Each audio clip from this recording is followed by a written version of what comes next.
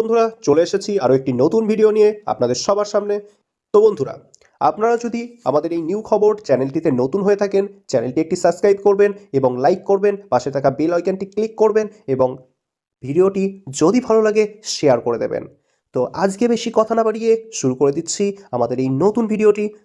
তো চোখ রাখুন এবং ভিডিওটি প্রথম থেকে শেষ পর্যন্ত দেখুন। আজকের বিষয় হলো বর্তমান বাজারে স্বর্ণমূল্যের দাম কেমন, বা বর্তমান বাজারে সোনার গহনার দাম কেমন, বা সোনার রূপোর দাম কেমন। তো এই নিয়েই আমাদের আজকের ভিডিওটি। তো চলুন বন্ধুরা, দেখে নেওয়া যাক।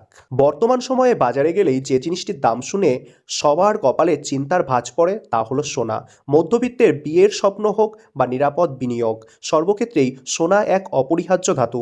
কিন্তু গত কয়েক মাসে সোনার দাম যেভাবে রকেটের গতিতে বাড়ছে, তাতে সাধারণ মানুষের মনে একটাই প্রশ্ন, কেন এত বাড়ছে সোনার দাম? আজ আমরা আমাদের এই বিশেষ প্রতিবেদন খতিয়ে দেখব সোনার দাম বৃদ্ধির নেপথ্য থাকা আসল কারণগুলো।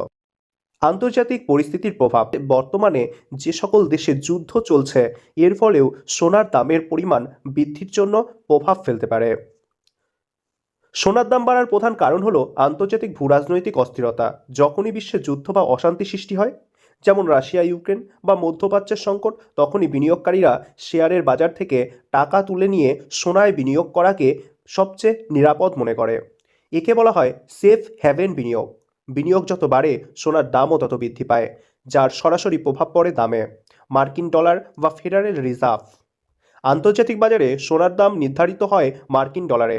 মার্কিন কেন্দ্রীয় ব্যাংক বা ফেডারেল রিজার্ভ যখন সুদের হার কমায়, তখন ডলারের মান কিছুটা দুর্বল হয়, আর ডলার দুর্বল হলে বিনিয়োগকারীরা সোনার দিকে বেশি ঝুঁকে পড়েন। ফলে বিশ্ববাজারে সোনার দাম হু হু করে বাড়তে থাকে। কেন্দ্রীয় ব্যাংকগুলোর সোনা মজুত, শুধু সাধারণ মানুষ নয়, বিশ্বে বড় বড় দেশের কেন্দ্রীয় ব্যাংকগুলো, চীন, ভারত, তুরস্ক, নিজেদের বৈদেশিক মুদ্রার রিজার্ভ শক্তিশালী করতে বিপুল পরিমাণে সোনা কিনছে। কেন্দ্রীয় ব্যাংকগুলোর এই বিশাল চাহিদাও বাজারে সোনার যোগানে টান ফেলছে এবং দাম বাড়িয়ে দিচ্ছে। স্থানীয় বাজার ও উৎসবের প্রভাব, আন্তর্জাতিক কারণে পাশাপাশি আমাদের দেশে স্থানীয় চাহিদা বড় ভূমিকা রাখে। বিশেষ করে বিয়ের মরশুম বা উৎসবের সময়ে, যেমন ধানতেরাসে, সোনার চাহিদা কয়েক গুণ বেড়ে যায়। যখন চাহিদা বেশি কিন্তু যোগান সীমিত, তখন স্বাভাবিকভাবেই দাম চড়চড়িয়ে বাড়ে। এছাড়াও টাকার বিপরীতে ডলারের দাম বাড়লে আমদানিকৃত সোনার দামও স্থানীয় বাজারে বেড়ে যায়। সোনার এই বৃদ্ধিতে সবচেয়ে বেশি সমস্যায় পড়েছে নিম্ন এবং মধ্যবিত্ত পরিবারগুলো। অনেকেরই বিয়ের বাজেট ওলটপালট হয়ে যাচ্ছে।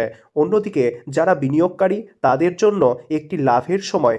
তবে বিশেষজ্ঞরা বলছেন এখনই দাম কমার খুব একটা সম্ভাবনা নেই। তবে সোনা যেহেতু দীর্ঘমেয়াদী সম্পদ, তাই একটু একটু করে বিনিয়োগ করা বুদ্ধিমানের কাজ হতে পারে।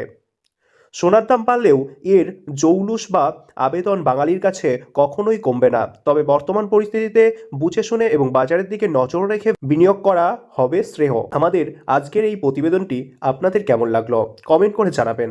আর সোনার দামের প্রতিদিনের আপডেট পেতে অবশ্যই আমাদের নিউ খবর ইউটিউব চ্যানেলটি সাবস্ক্রাইব করে আমাদের পাশে থাকবেন।